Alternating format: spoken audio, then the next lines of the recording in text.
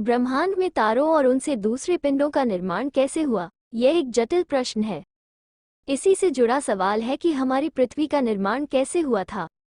सदियों से चल रहे वैज्ञानिक अध्ययनों और अंतरिक्ष अवलोकनों के आधार पर विज्ञान ने कुछ हद तक इस गुत्थी को सुलझाने का प्रयास किया है। पृथ्वी के निर्माण का इतिहास हमारे सौरमंडल के इतिहास से अलग नहीं है, लेकिन क्या हम पूरी तरह से जान सके हैं कि पृथ्वी कैसे बनी थी और उसे बनाने में किन किन प्रक्रियाओं और कारकों का योगदान था? इन सब सवालों के जवाब आपको इस वीडियो में मिल जाएंगे।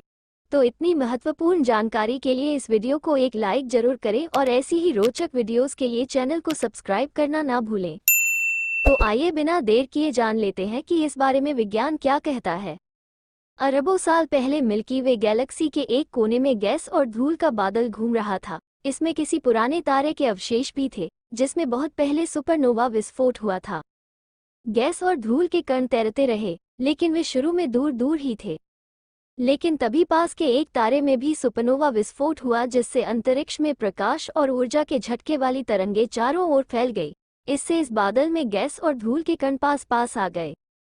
जल्दी ही गैस और धूल का बादल एक विशाल गेंद में बदल गया और गुरुत्व के प्रभाव से यह और बड़ा होता गया।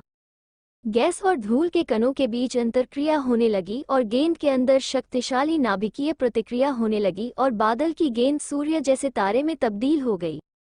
जबकि धूल और गैस का बहुत सारा हिस्सा सूर्य का चक्कर लगाने लगा, जिसे ग्रह निर्माण करने वाली चक्रिका कहते हैं। कालांतर गैस और धूल कण फिर से पास पास आने लगे और ग्रह निर्माण की प्रक्रिया शुरू हो गई। जल्दी ही ये गैस और धूल के कण मिलकर एक बड़ा आकार लेने लगे। जबकि गैस और धूल के कण अब भी सूर्य का चक्कर लगा रहे थे। इन पिंडों से धूल और गैस के कण और ज्यादा मात्रा में जुड़ने लगे और उनमें से एक पिंड आगे चलकर हमारी पृथ्वी बन गई। वहीं दूसरे हिस्सों से बुध, शुक्र, मंगल, गुरु, शनि, यूरेनस और नेपच्यून ग्रह और उनके चंद्रमा भी बने।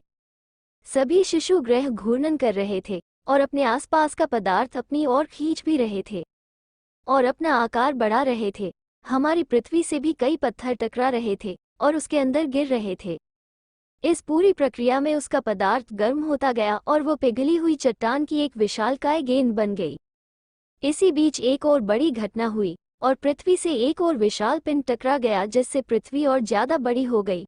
लेकिन इससे दूर एक टुकड़ा भी दूर अंतरिक्ष में तैरने लगा, जो बाद में हमारे ग्रह का एकमात्र प्राकृतिक उपग्रह चंद्रमा बन गया। इस अवधारणा पर कुछ वैज्ञानिकों को आपत्ति भी है, लेकिन अभी यही धारणा सबसे मजबूत है। उस समय की पृथ्वी में ज्वालामुखी बहुत ज्यादा थे। धीरे धीरे पृथ्वी ठंडी होने लगी, लेकिन इसमें बहुत समय लगा। इस बीच कई बर्फ की चट्टानें और गैस पृथ्वी पर आई और बर्फ के पिघलने से यहाँ समुद्रों और महासागरों का निर्माण होने लगा। पृथ्वी के ठंडा होने की प्रक्रिया लंबे समय तक जारी रही और पृथ्वी की ऊपरी परत ठंडी होकर ठोस हो गई, जबकि गहराई में पिघली चट्टानें गर्म ही रही। इसी के बाद पृथ्वी पर जीवन के अनुकूल हालात बन गए। वायुमंडल, महासागर, धरती पर पेड़ पौधे आदि से जानवरों और अन्य जीवों का विकास हुआ।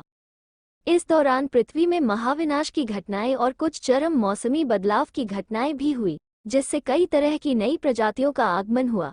इस बीच डायनासोर आए और खत्म भी हो गए। इसके बाद कुछ लाख साल पहले ही इंसानों का धरती पर विकास हुआ और कुछ 100 साल पहले ही सभ्यताओं ने विज्ञान के विकास के बाद कुछ ही दशकों पहले तकनीकी विकास देखे, जिसमें अंतरिक्ष यात्राएं, गगनचुंबी इमारतें आदि देखने को मिले। पूरी वीडियो देखने के लिए आपका धन्यवाद।